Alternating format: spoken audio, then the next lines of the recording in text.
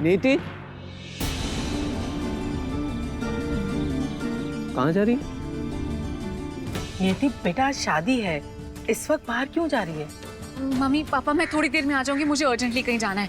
बेटा क्या काम है? उस अभिमन्यु के पीछे ही जा रही है ना तू?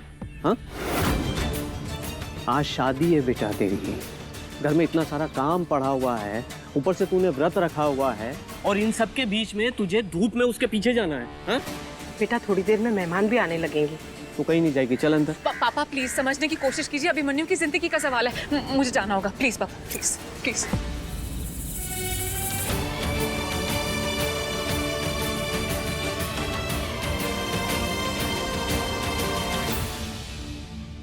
नियति जिम्मेदार है, वो आ जाएगी, आप चिंता मत कीजिए। आप आइए मेरे साथ।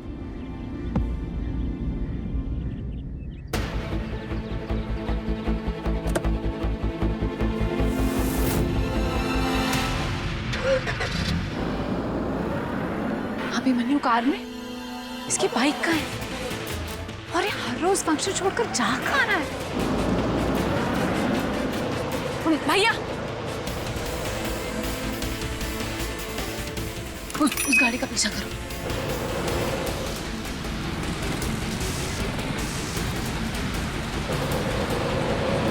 रोको भैया।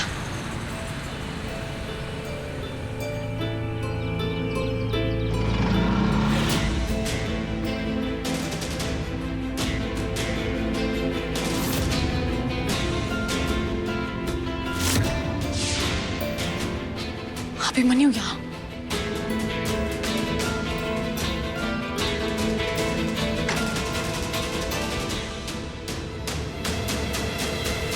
यहाँ अभिमन्यु पांडे नाम का कोई पेशेंट है? Let me check. Sorry ma'am, इस नाम का कोई पेशेंट नहीं।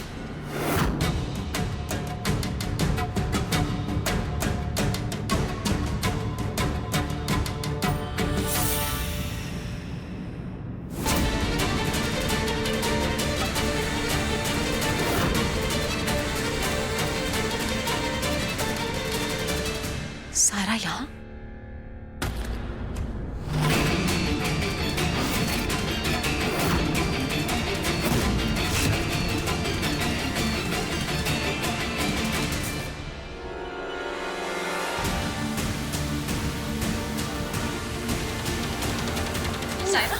नियति तू यहाँ क्या कर रही है? आज तो शादी का दिन है ना। सारा क्या हो रहा है यहाँ पर? तू यहाँ क्या कर रही है? अरे कुछ नहीं कर रही, सुनना मैं एक आउट पेशेंट को देखने आई थी। तू घर जा, शादी का दिन है। नियति नियति नियति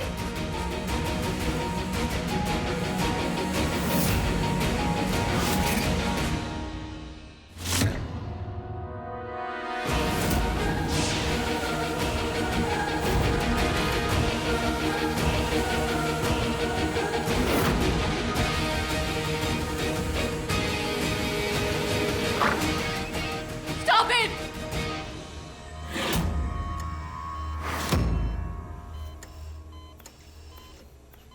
ये क्या कर रहे हैं आप? किसकी परमिशन से इसे शॉक दे रहे हैं? नियति प्लीज, ये सब अभिमन्यु की मर्जी से हो रहा है।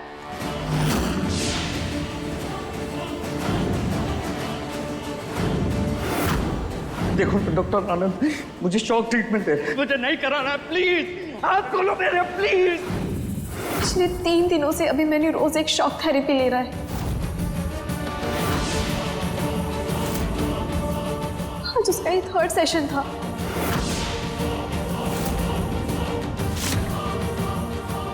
एक काम करता हूँ, मैं घर चला जाता हूँ, तुम्हारा संगीत शुरू होने से पहले ही आ जाऊंगा। तुमने कहा था कि अभिमन्यु वहां से निकल गया है, लेकिन अभी तक घर नहीं आया बेटा। रास्ते में थिएटर दिखा, वहां पर एक नई फिल्म लगी थी, तो मैंने सोचा फिल्म ही देख लेता हूँ।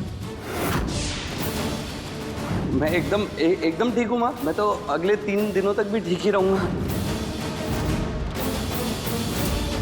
हाँ, उसने मुझसे हेल्प मांगी। डॉक्टर शर्मा की गाइडेंस में अभिमन्यु को ये थेरेपी मिल रहा है। देखो नियति, जब तुमने और डॉक्टर आनंद ने अभिमन्यु के केस को छोड़ दिया तो ये फिर से मेरे पास है। मैंने इनकी फाइल पढ़ी, शॉक थेरेपी इन पर पहले भी वर्क कर चुकी है और अभी भी इट वर्क, डोंट वरी।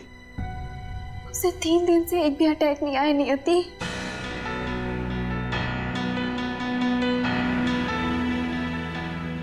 क्यों? तेरे लिए। वो नहीं चाहता था कि तेरी शादी में उसे फिर कोई अटैक आए और फिर कोई रस्म बिगड़े और तुम फिर उसके लिए परेशान हो जाओ। तुम्हें पता है उसने क्या कहा था? उसने कहा था सिर्फ 3 दिन का दर्द। 3 दिन का दर्द नियति की खुशी के आगे बहुत छोटी कीमत है। अभी मैंने को समझ में आ रहा था कि उसके अटैक की फ्रीक्वेंसी बढ़ रही है और इसे रोकने का सबसे इफेक्टिव और सबसे फास्ट तरीका सिर्फ ये शॉक थेरेपी था। यदि उसने ये सब सिर्फ इसलिए किया ताकि तेरी शादी आराम से हो जाए। जो ये नर्स नियति मिश्रा वाली फिक्र है ना, इसी को दूर करने के लिए मैं ये सब कर रहा हूँ, ताकि मेरी दोस्त अपनी शादी को एंजॉय कर सके।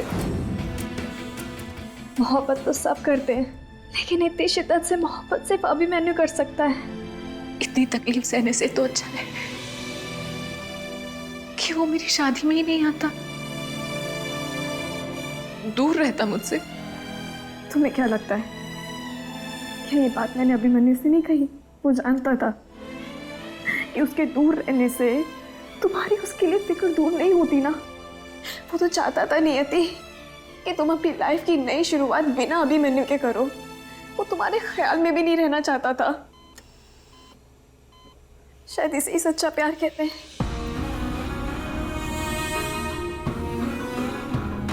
नियति, एक रिक्वेस्ट है, तुम्हें सच पता चल गया है, पर ये बात अभिमन्यु को नहीं पता चलनी चाहिए।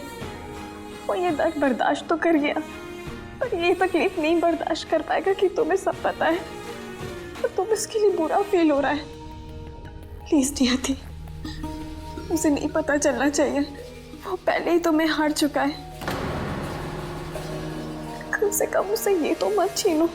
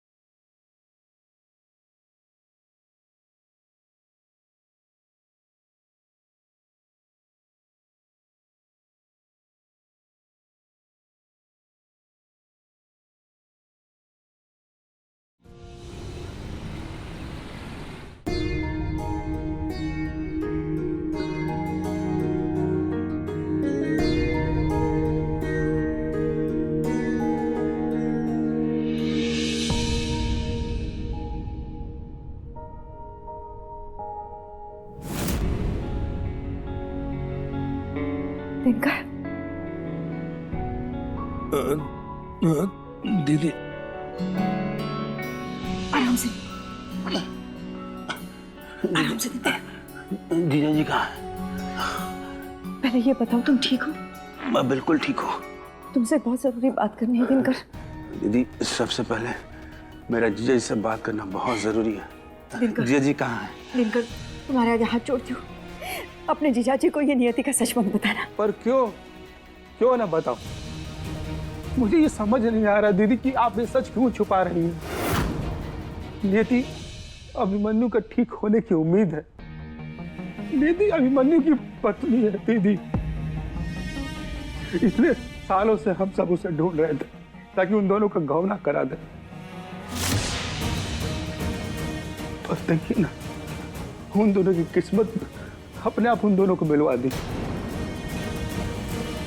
जब किस्मत चाहती है तो हम और आप कौन है उन्हें हला करने वाले? बस जीजा जी को ये सच बताइए ताकि वो अपने बहू को घर लेके आए। प्लीज ऐसा मत करो दिनकर, अपने जीजाजी से कुछ मत कहो।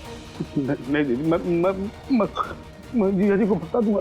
तुम्हारे हाथ जोड़ दूं। नहीं दीदी, अपने जीजाजी से कुछ मत कहो। नहीं मैं खुद जीजा जी को।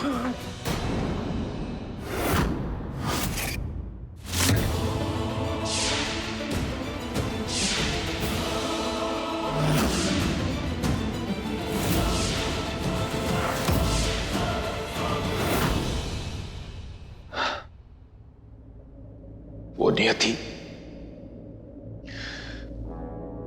हमारी नियति, मेरे राम की बेटी, हमारी बच्ची,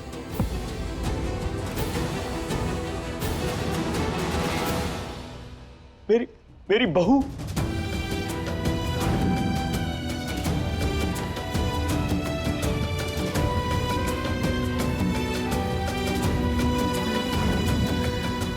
मेरी बहू।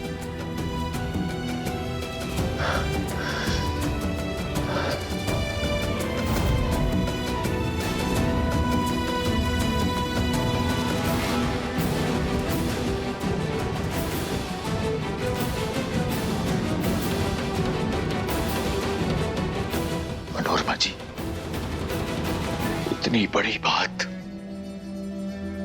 इतनी बड़ी बात छुपाई आपने मुझसे, क्यों? क्योंकि मुन्ना की तरह नियति भी मेरी बच्ची है और सब कुछ जानते हुए मैं उसकी जिंदगी बर्बाद नहीं कर सकती। हमारा मुन्ना ठीक होगा नहीं होगा ये सिर्फ दुर्गा मैया ही जानती है, लेकिन मुन्ना के इस हालात में नियति को हमेशा के लिए उसके साथ बांधना, वो भी सिर्फ अपने स्वार्थ के लिए, ये मुझसे नहीं होगा। मैं उसका भविष्य बर्बाद नहीं कर सकती।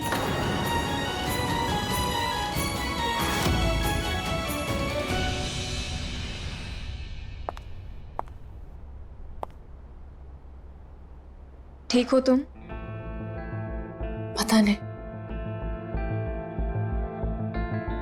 नियति, मैं तुझे बचपन से जानती हूँ।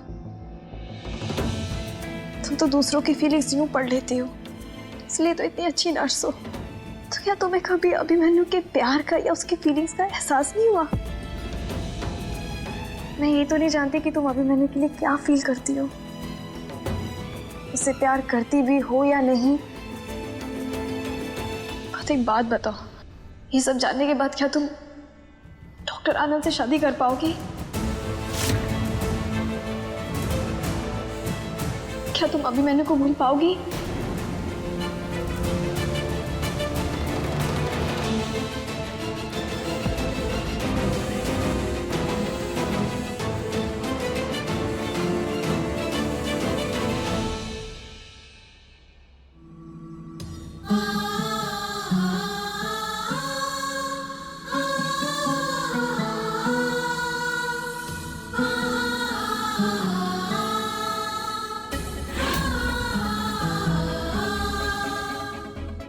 नियति, नियति, सुनो, अभिमन्यु को होश आ रहा है। प्लीज अभी तुम घर जाओ।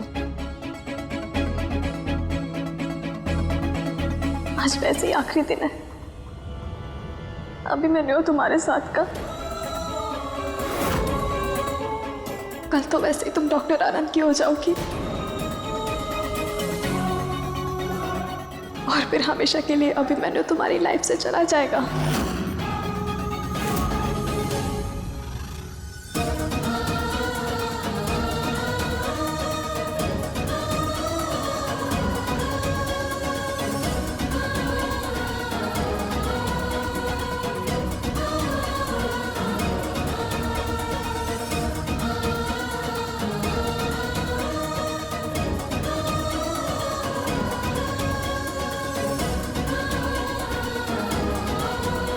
चलो प्लीज घर जाओ।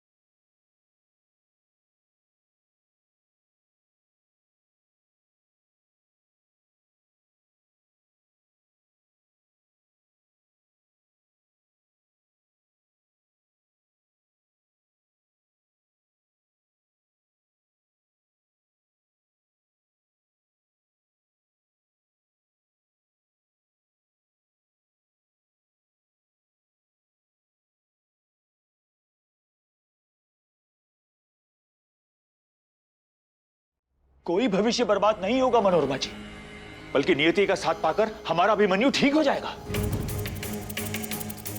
बात अभी तक बिगड़ी नहीं है, नियति की शादी नहीं हुई अभी तक। हम चलकर नियति से बात करते हैं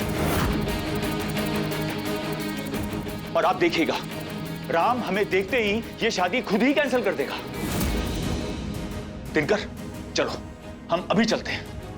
मैं राम भैया से मिल चुकी हूं और वो अपनी बेटी की अच्छी जिंदगी और अच्छे भविष्य के लिए डॉक्टर आनंद से उसकी शादी कर रहे हैं।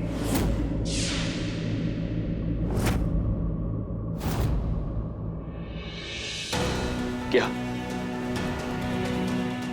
राम ये सब जानता था और सब कुछ जानते हुए भी वो नियति की शादी करवा रहा है? मुन्ना के बाबा, इस बात को यही खत्म कर दीजिए। नहीं मनोरमा जी, बात तो अभी शुरू हुई है। अब तो मुझे आज ही राम से मिलना होगा। मैं भी देखता हूं उस राम को जो आज इतना स्वार्थी हो गया कि उसे सिर्फ अपनी बेटी का भविष्य दिखाई दे रहा है, मेरे बेटे की जिंदगी नहीं। दिनकर चलो। आप राम भैया को गलत समझ रहे हैं, आप प्लीज वहां मत जाइए।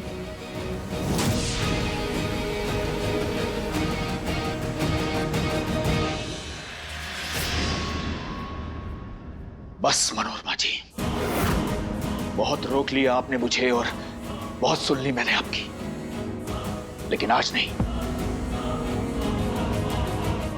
आज मेरा अपने दोस्त से बात करना बहुत जरूरी है। मुन्ना के पापा,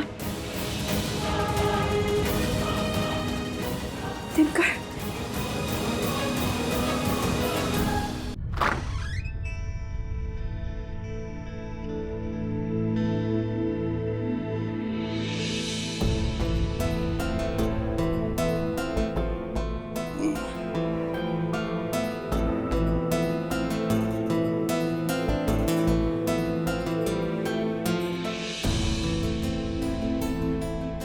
अभिमन्यु,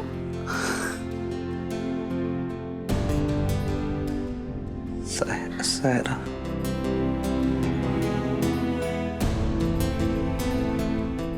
अभिमन्यु प्लीज लेटे रहो, प्लीज लेटे रहो, तुम्हें आराम की जरूरत है। आराम तो कर लूंगा सायरा, नियति की शादी होने वाली है। एक बार शादी हो जाए उसके बाद तो आराम ही आराम है। चलते हैं अपन। लेकिन ऐसे जाओगे क्या नियति के घर पे? उसे पता चल जाएगा। नियति को नहीं पता चलना चाहिए। किसी और को परेशानी में देख करके इतनी परेशान हो जाती है, उसे मेरे बारे में पता चलेगा तो। तुम अभी आराम करो, उसके बाद हम नियति के घर चलेंगे, ठीक है?